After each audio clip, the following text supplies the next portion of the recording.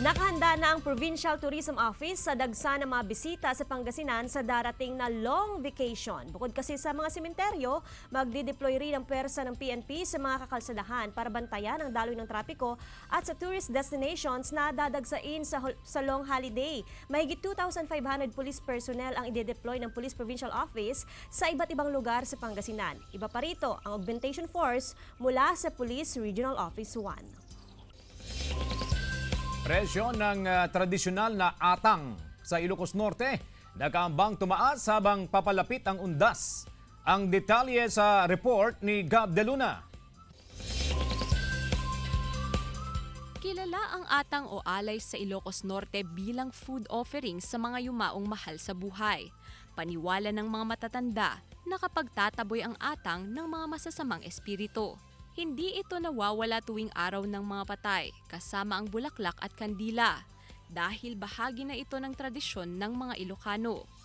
Pero si Aling Mila, hindi raw masamang espiritu ang kinatatakutan ngayong undas, kundi ang pagtumal ng bentahan dahil sa pagtaas ng presyo ng atang at iba pang native delicacies o kakanin. Malaking diferensya po kasi yung mga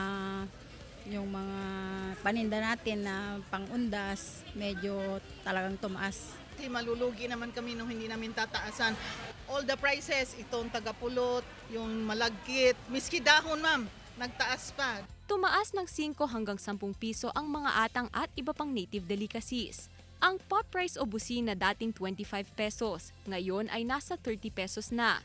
Ang linga naman na dating 20 pesos, ngayon ay nasa 30 pesos na. Ang pilais na dating 15 pesos, ngayon ay 20 pesos na.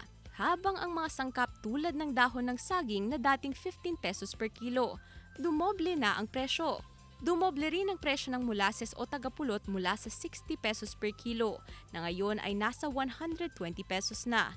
Tumaas daw ang presyo ng mga sangkap sa paggawa, kaya tumaas din ang presyo. Pero ayon sa mga mamimili, minsan lang naman daw sa isang taon ang undas, kaya bibili pa rin sila.